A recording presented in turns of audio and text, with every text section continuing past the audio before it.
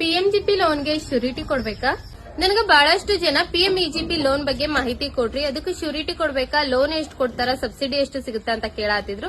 PMEGP subsidy scheme ಇಂದ ಬಹಳಷ್ಟು ತರದ ಬಿಸ್ನೆಸ್ ಮಾಡಬಹುದು. ಅಂದ್ರೆ farming, hotel business, manufacturing business, fabrication business, ಬಹಳಷ್ಟು ತರದ ಬಿಸ್ನೆಸ್ ಮಾಡಬಹುದು. ಸಣ್ಣ ಉದ್ಯೋಗಗಳಿಗೂ ಕೂಡ ಇದ್ರೊಳಗ ಅವಕಾಶ ಐತಿ. ಪೇಪರ್ ಕಪ್, ಟೈಲರಿಂಗ್, ಪಾರ್ಲರಿಂಗ್, ಬಹಳಷ್ಟು ತರದ ಉದ್ಯೋಗಗಳು ಪಿಎಂಜಿಪಿ ಸ್ಕೀಮ್ ಒಳಗ ಅವೈಲೇಬಲ್ ಅದಾವ.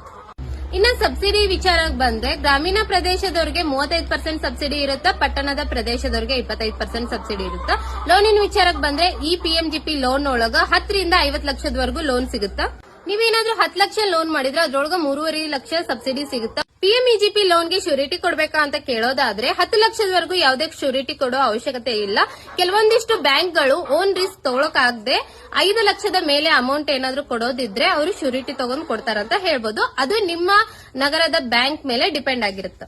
ಇನ್ನ ಈ ಲೋನ್ಗೆ ಯಾವೆಲ್ಲ ಡಾಕ್ಯುಮೆಂಟ್ಸ್ ಬೇಕಾಗುತ್ತಾ ಅಂತಂದ್ರೆ ಮೇನ್ ಇಂಪಾರ್ಟೆಂಟ್ ಆಗಿ PAN card, Aadhaar card, photos, ಮತ್ತೆ ನಿಮ್ಮ ಪ್ರಾಜೆಕ್ಟ್ ರಿಪೋರ್ಟ್, ಮತ್ತೆ ವೆಟರ್ನರಿ ಹಾಸ್ಪಿಟಲ್ ಇಂದ ಒಂದ್ ಸರ್ಟಿಫಿಕೇಟ್ ಬೇಕಾಗುತ್ತಾ, ನಿಮ್ದು ಲ್ಯಾಂಡ್ ಇತ್ತಂದ್ರೆ ಅದ್ರದ್ದು ಪಾನಿ ಬೇಕಾಗುತ್ತಾ.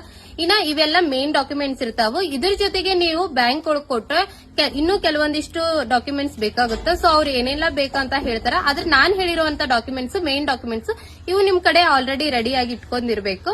ಸೊ ಇಷ್ಟಿತ್ತು ಇವತ್ತಿನ ಮಾಹಿತಿ. ನಿಮ್ಗೇನಾದ್ರೂ ಈ ವಿಡಿಯೋ ಇಷ್ಟ ಆಯ್ತಂದ್ರೆ, ಯೂಸ್ಫುಲ್ ಅನ್ಸಿದ್ರ ಲೈಕ್ ಮಾಡಿ, ಶೇರ್ ಮಾಡ್ರಿ, ನನ್ನ ಪೇಜ್ ನ ಫಾಲೋ ಮಾಡ್ರಿ, ಅಂಡ್ ಕಮೆಂಟ್ ಒಳಗ ಹೇಳ್ರಿ ನೆಕ್ಸ್ಟ್ ಯಾವ್ದ್ರ ಬಗ್ಗೆ ಮಾಹಿತಿ ಕೊಡ್ಲಿ ಅಂತ. And thank you for watching.